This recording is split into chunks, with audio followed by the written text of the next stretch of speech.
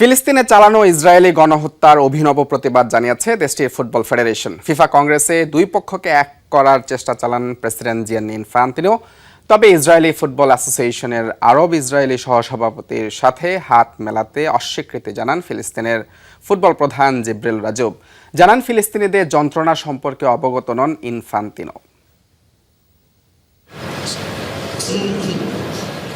কানাডায় ফিফা কংগ্রেসের মঞ্চে তখন উপস্থিত প্রেসিডেন্ট জিয়ান্নি ইনফান্তিনো।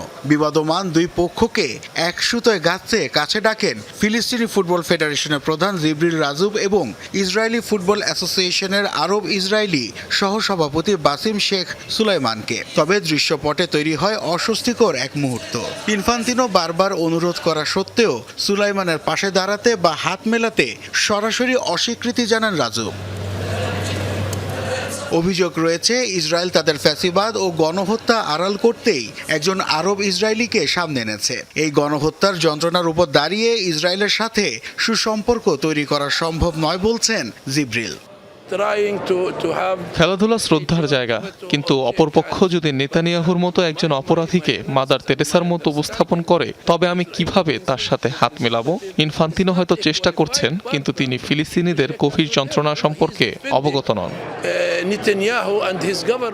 ফিফাকে কোনো রাজনৈতিক সংঘাত সমাধানে নয়, বরং ফুটবল প্রশাসক হিসেবে বলিষ্ঠ ভূমিকায় দেখার কথা জানান ফিলিস্তিনের ফুটবল প্রধান।